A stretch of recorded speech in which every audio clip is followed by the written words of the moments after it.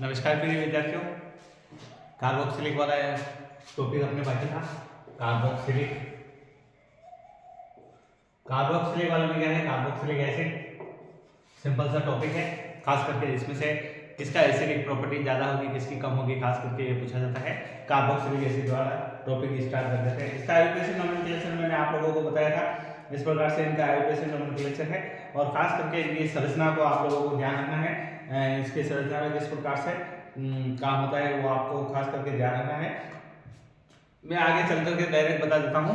Carboxylic समूह जो होते हैं वो कार्बोक्सिलिक अम्ल के विघटन का तरीका किस प्रकार से होता है, कैसे बनाएंगे इसे, विघटन का विधि यानी कि फॉर्मेशन, कैसे फॉर्मेशन करेंगे अपन, कार्बोक्सिलिक एसिड कैसे बनाएंगे, ध्यान रखना है। कार्बोक्सिलिक एसिड कैसे बनता है, ऑक्सीडेशन से बनता है। खास करके आपको ध्यान रखना है।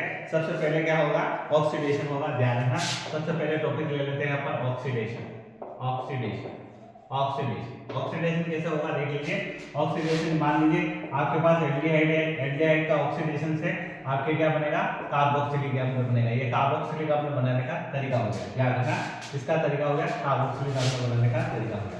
ये एक और इस तरीके से देख लीजिए। यहाँ पर अगर मान लीजिए इस प्रकार से है तो भी इसका ऑक्सीडेशन होगा KMnO4 की प्रेजेंस में। ध्यान रखना, ऑक्सीडेशन आप लोगों को पहले बता चुके हैं KMnO4 की प्रेजेंस में होता है, K2Cr2O7 की प्रेजेंस में होता है, इनकी प्रेजेंस में होता है। तो भी आपके क्या बनेगा, कार्बोक्सिलिक एसिड बनेगा। ध्यान रखना, चाहे ये कितनी भी लंबी चौड़ी श्रृंखला हो, बेंजीन के ऊपर कितनी भी लंबी चौड़ी श्रृंखला हो, सब में एक ही बनेगा, कार्बोक्सिलिक एसिड ही बनेगा। खास करके आपको ध्यान रखना है।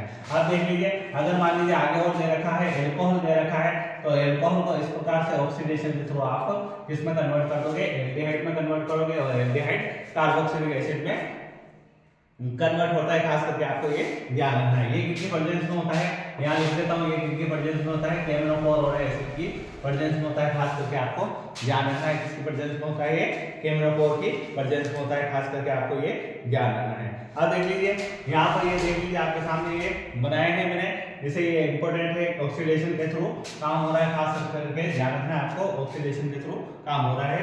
इस तरीके से एल्कोहल किसमें जाएगा, एल्डिहाइड में, एल्डिहाइड किसमें जाएगा, कार्बोक्सिलिक में आ जाएगा। ध्यान रखना खास करके। यस, इसी प्रकार से आगे बढ़ते हुए मैं बता देता हूँ साइनाइड के साथ। साइनाइड भी आप लेकर के क्या बना सकते हो, उसका जल अपघटन करके कार्बोक्सिलिक अम्ल बना सकते हो। जैसे देख लीजिए यहाँ पर आप यहाँ मैंने साइनाइड RCN ये इसका जल अपघटन करोगे। ध्यान रखना, किसका साइनाइड का जल अपघटन करोगे, किसके साथ, साइनाइड के साथ H2O ये जल अपघटन करोगे एसिड की प्रेजेंस में। तो देख लीजिए क्या बनेगा, RCONH2 बनता है। ध्यान रखना, पार्शियली हाइड्रोलाइसिस होता है। ये क्या होता है, पार्शियली हाइड्रोलाइसिस होता है। ध्यान रखना, ये पार्शियली हाइड्रोलाइसिस है, आंशिक जल अपघटन है। आंशिक जल अपघटन के द्वारा हेमाइड का निर्माण होता है। पुनः जल अपघटन करोगे आप इसका, पुनः जल अपघटन करोगे H+OH- यानी कि इसका हाइड्रोलाइसिस करोगे तो क्या बनेगा, आपके पास कार्बोक्सिलिक एसिड बनेगा। ये कार्बोक्सिलिक एसिड बनाने के तरीके हैं, ध्यान रखना है। खास करके अगर आपके बेंजीन के ऊपर CN है तो भी आप कार्बोक्सिलिक एसिड इस प्रकार से बना सकते हो। बेंजीन के ऊपर CN है तो भी आप कार्बोक्सिलिक एसिड बना सकते हो। इसी प्रकार से कैसे बनाओगे, यहाँ CONH2 एमाइड बनाओगे। सबसे पहले ये एमाइड है, ध्यान रखना, ये क्या है, एमाइड है। एमाइड बनाओगे, एमाइड का वापस आप हाइड्रोलाइसिस करोगे तो क्या बनेगा, आपके पास कार्बोक्सिलिक एसिड बनेगा। खास करके ध्यान रखना है। इस प्रकार से कार्बोक्सिलिक एसिड बनाने का तरीका है, देख लीजिए। अब प्रश्न पूछा जा सकता है कि जो ये बेंजीन नाइट्राइल है, बेंजीन नाइट्राइल की अभिक्रिया करने पर आप कार्बोक्सिलिक एसिड कैसे बनाओगे। तो देख लीजिए, बेंजीन नाइट्राइल की अभिक्रिया करने पर कार्बोक्सिलिक एसिड इस प्रकार से प्राप्त होता है। खास करके ध्यान रखना है। एस्टर से भी आप कार्बोक्सिलिक एसिड बना सकते हो। एस्टर से भी आप क्या बना सकते हो, कार्बोक्सिलिक एसिड बना सकते हो। खास करके ध्यान रखना। एक मैंने आपको बताई थी टालुइन, देखिए ये टालुइन बताया था, इसके ऊपर कितनी भी लंबी चौड़ी चेन हो, ये देखिए कितनी भी लंबी चौड़ी श्रृंखला हो, इसकी KMnO4 की प्रेजेंस में OH- यानी कि क्षारीय KMnO4 की प्रेजेंस में अगर रिएक्शन करवाते हैं अम्लीय KMnO4 और क्षारीय KMnO4, खास करके ध्यान रखना, तो भी ये किसमें बदलेगा, कार्बोक्सिलिक एसिड में बदलता है। खास करके आपको ध्यान रखना है, ये इंपॉर्टेंट टॉपिक है, इसे आपको खास करके ध्यान रखना है। अब किस प्रकार से कार्बोक्सिलिक अम्ल जल में विलय होता है या नहीं होता है, इसके बारे में आपको ध्यान रखना है। RCOCl लेते हैं आप, RCOCl लेते हैं तो भी इसी प्रकार से होगा। ये देखिए मैंने RCOCl, तो भी इसका किस प्रकार से होगा, एमाइड का निर्माण होगा। खास करके ध्यान रखना है। इसका भी हाइड्रोलाइसिस करके आप किसके साथ बना देते हैं, कार्बोक्सिलिक एसिड बना सकते हो। ध्यान रखना, किसका, एसिड हैलाइड से भी आप क्या बना सकते हो, कार्बोक्सिलिक एसिड बना सकते हो, खास करके ध्यान रखना। यानी कि एक तो ये हो गया, एक ये हो गया, एक ये हो गया, ये हो गया, इस प्रकार से आप ध्यान रखना किस प्रकार से रिएक्शन होती है। खास रिएक्शन है ये, इंपॉर्टेंट रिएक्शन है, पूछी जा सकती है। अब कार्बोक्सिलिक एसिड की फिजिकल प्रॉपर्टीज के बारे में जानते हैं अपन, किस प्रकार से इनकी फिजिकल प्रॉपर्टीज होती है, आप लोगों को बता देता हूँ फिजिकल प्रॉपर्टीज कैसे होती है। ध्यान रखना, कार्बोक्सिलिक एसिड जो होती है वो अगर छोटे वाले हैं तो जल में लगभग विलय होते हैं, और फिर जैसे जैसे बड़े हो जाएंगे कार्बन यानी कार्बन श्रृंखला बढ़ती जाएगी, इस प्रकार से कार्बन श्रृंखला बढ़ती जाती है, फिर COH आएगा तो आपने पहले भी पढ़ा है, तो वो क्या है, जल में विलय नहीं होगा। ऐसा क्यों होता है, ऐसा हाइड्रोफोबिक, ये हाइड्रोफोबिक है, कारण है ये कार्बन श्रृंखला जो है वो हाइड्रोफोबिक है। हाइड्रोफोबिक होने के कारण जल विलयन समूह जुड़ने के कारण ये जल में विलय कम होते हैं, खास करके आपको ध्यान रखना है। क्वथनांक, क्वथनांक क्या होता है, इनका क्वथनांक अधिक होता है, ध्यान रखना। ऐसा क्यों होता है, अंतराण्विक हाइड्रोजन आबंध के कारण होता है, अंतराण्विक हाइड्रोजन आबंध के कारण, अंतराण्विक हाइड्रोजन आबंध के कारण ऐसा होता है। देख लीजिए इसके संरचना देख लीजिए किस प्रकार से होता है। ये बनाया आपने RC डबल बॉन्ड O, और यहाँ बनाया O और फिर H, इसको जोड़ दीजिए आप ऑक्सीजन के साथ और इसे जोड़ दीजिए आप हाइड्रोजन के साथ, ठीक है।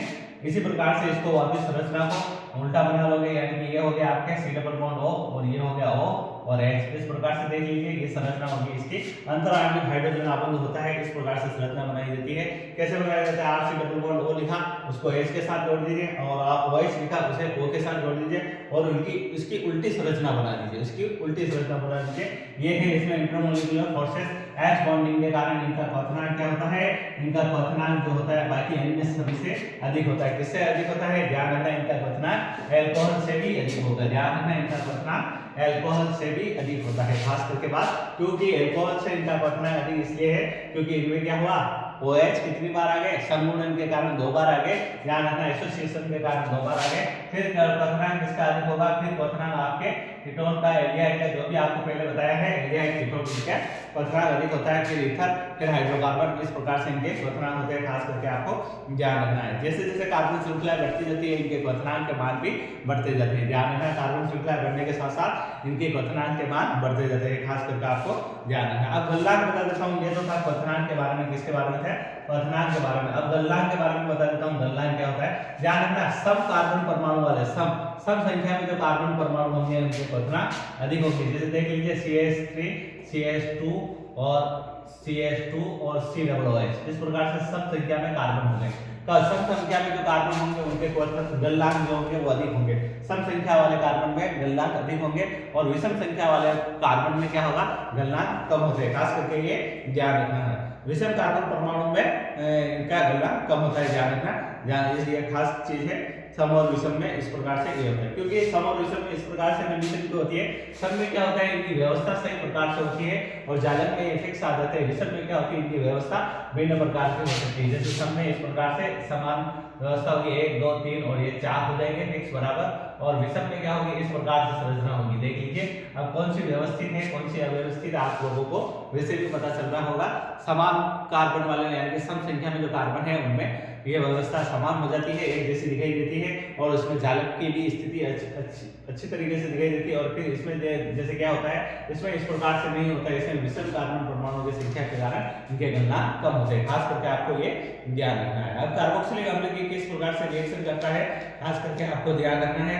कार्बोक्सिलिक अम्ल वैसे ही आपको बता दिया है, OH ग्रुप होता है, जैसा OH ग्रुप होता है, जैसे अल्कोहल रिएक्शन करता है ना, जैसे अल्कोहल रिएक्शन करता है वैसे ही कार्बोक्सिलिक अम्ल भी रिएक्शन करता है। ध्यान रखना, अल्कोहल वाला चैप्टर जो है वही आपके कार्बोक्सिलिक में काम आएगा, यहाँ पर इसकी रिएक्शन को बताने के लिए खास करके ध्यान रखना। कार्बोक्सिलिक बनता कैसे, वो तो आपको बता दिया, ऑक्सीडेशन के थ्रू बनता है और Cl के थ्रू बनता है। Cl वाला भी आपको लेकर के बता दिया, उसका हाइड्रोलाइसिस करके बताया गया था। अब कार्बोक्सिलिक कैसे रिएक्शन करता है, जो देख लीजिए, आप कार्बोक्सिलिक ग्रुप भी बना करके बता देता हूँ यहाँ पर, और अल्कोहल ग्रुप भी बना करके बता देता हूँ। देख लीजिए दोनों में OH ग्रुप है, देख लीजिए। अब देख लीजिए इसको SOCl2 के साथ रिएक्शन करवाई थी आप लोगों ने, करवाई थी आपको SOCl2, ध्यान हो।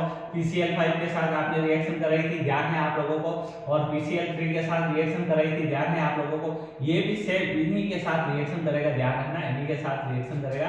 कैसे क्या बनेगा देख लीजिए, यहाँ क्या बन जाएगा, यहाँ Cl आ जाएगा, यहाँ क्या आ जाता है, Cl आ जाता है। अब आपके देख लीजिए प्रोडक्ट कैसे बनेंगे, RCOCl बनेगा, ध्यान रखना, सब में RCOCl बनेगा। फिर एक में तो SO2 आउट होगा और HCl आउट होगा, दूसरे में RCOCl बनेगा, इसी प्रकार से आगे कंपाउंड बनते जाएंगे। खास करके आपको ये ध्यान रखना है कैसे ये रिएक्शन होती है, आप लोगों को बता दिया है किस प्रकार से ये रिएक्शन होती है, खास करके आपको ध्यान रखना है।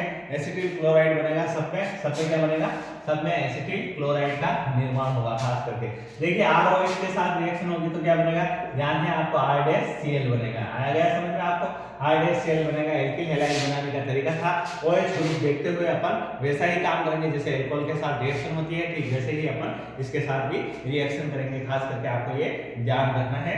ये है नेक्स्ट आपको बता देते हैं वी कार्बोक्सिलीकरण क्या होता है। वी कार्बोक्सिलीकरण देखिए इधर, वी कार्बोक्सिलीकरण डी कार्बोक्सिलेशन कहा जाता है इसको, वी कार्बोक्सिलीकरण, वी कार्बोक्सिलीकरण।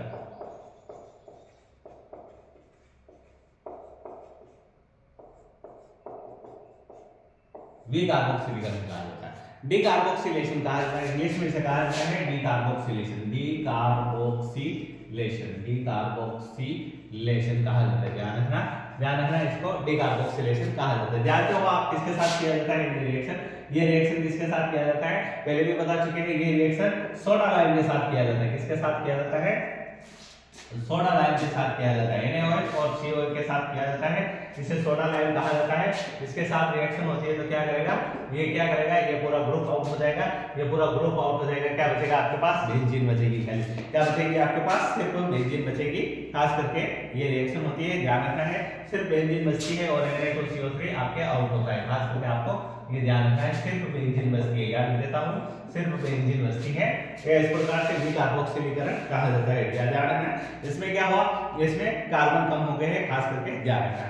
अब कार्बोक्सिलिक अम्ल की अपचयन की रिएक्शन बता देता हूँ। अपचयन किस प्रकार से होता है, ये अपचयन करवाते हो आप लिथियम एल्यूमिनियम हाइड्राइड के प्रेजेंस में। किसके प्रेजेंस में, लिथियम एल्यूमिनियम हाइड्राइड के प्रेजेंस में। तो क्या बनेगा आपके RCH2OH बनेगा। ध्यान रखना, कार्बोक्सिलिक अम्ल से क्या बनेगा, एल्कोहल बनेगा। ये अपचयन अभिक्रिया है, खास करके ध्यान रखना है। कौन सी अभिक्रिया है, ये अपचयन अभिक्रिया है। ये इसी तरीके से आपको ध्यान रखना है।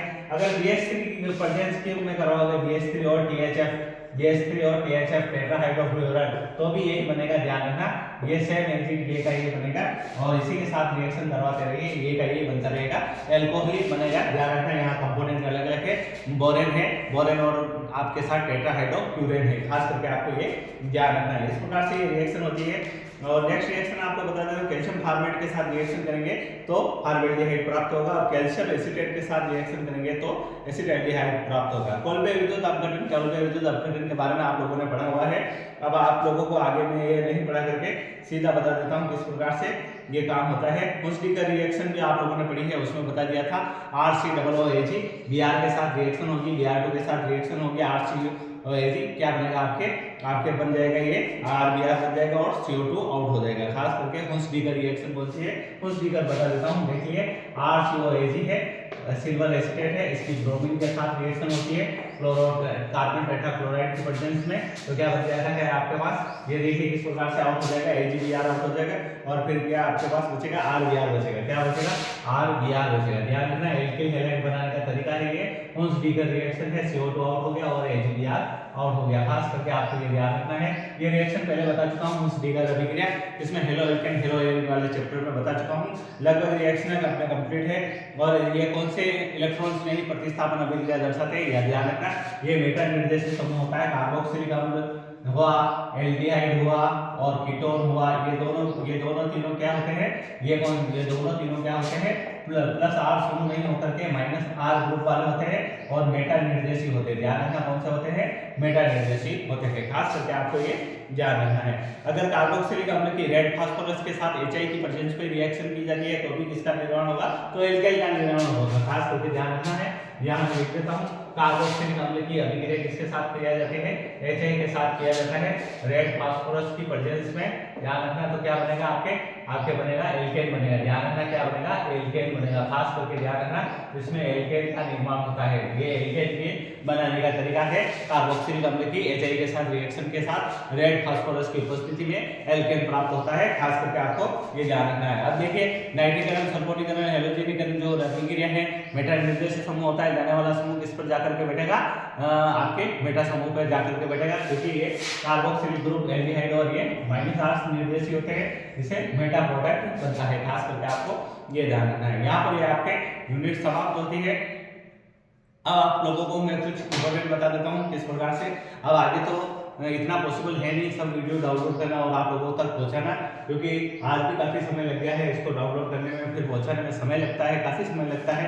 मैं धन्यवाद देता हूँ उन टीचर्स को जो इस प्रकार से अपलोड करके डालते हैं। मैंने भी पहली बार डाल करके देखा है, काफ़ी समय लगता है इस चीज़ में और पूरा दिन आपके इसमें लग जाता है। और इसमें कैसे क्या है, पहले तो डाउनलोड होता है, फिर अपलोड होता है, फिर जा करके फिर क्या है आपके उस पर यूट्यूब पे अपलोड होता है। अपलोड होने में भी काफ़ी घंटा 2 घंटा आधा घंटा जैसा समय होता है वैसे लगता रहता है और काफ़ी समय इसमें लगता है। देखिए आप लोगों के सामने मैंने ये रिएक्शन रखी है। यहाँ 12वां चैप्टर कंप्लीट होता है। इसके बाद 13वां चैप्टर भी आप लोगों को पढ़ा दिया है मैंने, 11, 12, 13 पढ़ा दिए हैं। अब जे और बायोमोलिक्यूल्स वाले में क्या है, उसमें आपको विटामिन, एल्कोहल वो खास ध्यान रखने हैं। वसा में विलय विटामिन, वसा में विलय विटामिन ध्यान रखना, ADE है हेडेक, और जल में विलय विटामिन WBC है ध्यान रखना। पूछा जाता है जल में विलय विटामिन बताइए, देखो W और BC ध्यान रखना। WBC जानते हो आप, WBC अपने शरीर में होते हैं, W फॉर वाटर और BC का मतलब जल में विलय विटामिन। खास करके इनको ट्रिक्स के साथ साथ मैं आपको बता रहा हूँ ये है।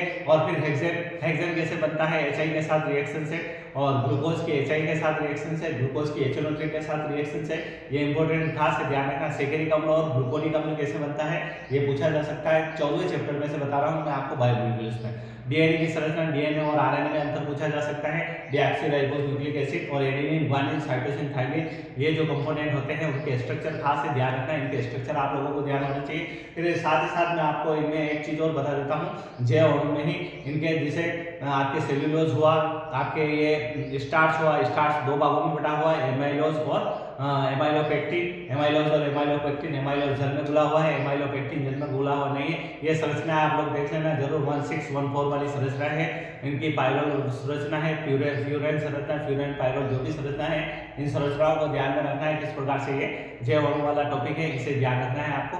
अब आपको चलता हूँ विलियन वाले चैप्टर में। विलियन वाला चैप्टर बिल्कुल सरल है ध्यान रखना। उसमें हेनरी नियम ध्यान रखना, राउल्ट नियम ध्यान रखना, और आदर्श अनादर्श विलियन किस प्रकार से होते हैं ध्यान रखना है। क्वथनांक का उन्नयन, वाष्प दाब का अवनमन, आपेक्षिक अवनमन और वाट भाग गुणांक क्या होता है इनके बारे में आपको जानकारी होनी चाहिए। इनमें से क्वेश्चन पूछा जा सकता है, न्यूमेरिकल क्वेश्चन इनमें से आने की संभावना रहती है। चैप्टर नंबर 1 वाला जो है सॉल्यूशन, विलियन वाला चैप्टर खास करके आपको ध्यान रखना है। इसमें क्या होता है, मोलरता पूछी जाती है, छोटे मोटे डेफिनेशन जो है वो पूछे जाते हैं। मोलरता ध्यान रखना ताप पर निर्भर करती है, बाकी कोई भी चीज ताप पर निर्भर नहीं करती है। इस प्रकार से आपको खास करके ध्यान रखना है। ये कुछ कंसेप्ट है आपको ध्यान रखना है, इसे पढ़ लेना जरूर आप तरीके से। अब देखिए आगे की ओर बढ़ते हैं, फिर आपको बताते हैं 3rd चैप्टर जो है केमिकल काइनेटिक्स, इलेक्ट्रोकेमिस्ट्री जो भी है। इलेक्ट्रोकेमिस्ट्री के बारे में बता देते हैं। इलेक्ट्रोकेमिस्ट्री विद्युत रहता है, इसमें से 4 नंबर का क्वेश्चन आएगा, सीधा 4 नंबर का क्वेश्चन होगा ध्यान रखना। बड़ा क्वेश्चन इसी में से आएगा। इलेक्ट्रोकेमिस्ट्री में नंद समीकरण इंपॉर्टेंट है ध्यान रखना। नंद समीकरण से आपके किस प्रकार से आर्यनियस समीकरण बनती है और देख लेना, आर्यनियस समीकरण इसमें है या नहीं, नंद समीकरण इसमें इंपॉर्टेंट है। और किस प्रकार से ये इसमें वो चालकता है और सेल स्थिरांक है, G स्टार R बराबर G स्टार K स्टार जो भी है, R के G स्टार बराबर R के जो भी है, इस प्रकार से आपको ध्यान रखना है। इनके व्हीटस्टोन ब्रिज है, R2 बराबर R1 और R2 ऊपर R3 जो भी फॉर्मूला उसका चलता है। खास अज्ञात प्रतिरोध ज्ञात करने का फॉर्मूला, अज्ञात प्रतिरोध ज्ञात करने का फॉर्मूला कौन सा है मैं आपको यहाँ लिख करके बता देता हूँ। R2 ज्ञात करते हैं और 1 4 3 आपने सुना है, 1 4 और 3 लिख दीजिए। 1 4 3 यानी कि ये इस प्रकार से याद हो गया है, ये 1 4 3 का खेल है यहाँ पर। यह अज्ञात प्रतिरोध ज्ञात करने का तरीका है। समय नहीं मिला, बाकी आप लोगों को और अच्छी तरीके से इनके बारे में मैं स्टडी करवा देता। फिर है आपके पास केमिकल काइनेटिक्स। केमिकल काइनेटिक्स कौन सी है, रासायनिक बलगतिकी, जिसमें शून्य कोटि अभिक्रिया किस प्रकार से होती है ध्यान रखना। शून्य कोटि अभिक्रिया उत्प्रेरक की उपस्थिति में होती है, और प्रथम कोटि अभिक्रिया जो होती है नाभिकीय विखंडन जो भी होगा, न्यूक्लियर फिशन जो भी होगा, फिशन फ्यूजन जो भी होता है, ये नाभिकीय विखंडन, इसमें आपके प्रथम कोटि अभिक्रिया होती है ध्यान रखना। और आपके रेडियो एक्टिव जो भी होती है, रेडियो एक्टिव भी प्रथम कोटि अभिक्रिया होती है। खास करके पूछा जाता है प्रथम कोटि अभिक्रिया ये होती है। छद्म प्रथम कोटि की अभिक्रिया कौन सी होती है, first order reaction, pseudo first order reaction कौन सी होती है, जिसमें क्या होता है आप लोगों को देखा है कि लगती तो वो सेकंड ऑर्डर जैसी है लेकिन होती है फर्स्ट ऑर्डर। उसमें H2O आता है ध्यान रखना, H2 आता है जो अभिक्रिया में भाग नहीं लेता है ध्यान रखना। उस पर वेग निर्धारक पद नहीं होता है, वो उससे पता नहीं लगा सकते। First order second order important reaction है। फर्स्ट ऑर्डर और सेकंड ऑर्डर कैसे समीकरण को अवकलित समाकलित किया जाता है वो इंपॉर्टेंट है, उसमें से क्वेश्चन पूछा जा सकता है। और फिर इसके बाद आरएनएस समीकरण आती है। आरएनएस समीकरण जो होती है k बराबर a⁻e/RT। आरएनएस समीकरण खास करके ध्यान रखना है। ताप पर निर्भरता इसकी पूछी जाती है, ध्यान रखना, ताप पर निर्भरता इसकी पूछी जाती है। T1 T2 T1 जो भी है इसका समीकरण आपको खास करके ध्यान रखना है। यह आरएनएस समीकरण है। उसके बाद उसकी प्रायिकता है, प्रोबेबिलिटी फैक्टर है। प्रोबेबिलिटी फैक्टर PZAB e⁻ ये एक समीकरण है। खास करके प्रायिकता वाला भी आपको ध्यान रखना है। ताप पर किस प्रकार से निर्भर करता है वो पॉइंट पूछा जाता है। ये इस प्रकार से केमिकल काइनेटिक्स में कुछ एक इंपॉर्टेंट है, फर्स्ट ऑर्डर और सेकंड ऑर्डर, और किस प्रकार से इनकी अभिक्रिया होती है वो खास करके पूछा जा सकता है। ये इसी बात पर आपको ये सभी टॉपिक में से इंपॉर्टेंट बता दिए किस प्रकार से रिएक्शन होगी। अब बेस्ट ऑफ लक सभी बच्चों से, यही मेरा आग्रह है कि आप अच्छी तरीके से मेहनत करें और आगे बढ़ते रहें। चैनल को जरूर सब्सक्राइब करें और फिर आगे से आगे शेयर करें, लाइक करें और अपने मित्रों तक पहुंचाएं और उनको बताएं किस प्रकार से स्टडी की जाती है, कैसे क्या पढ़ा जाता है। धन्यवाद बच्चों। हम यही आशा करते हैं कि आपका रिजल्ट अच्छा से अच्छा मिले, आप लोगों को अच्छी मेहनत करें आप। धन्यवाद।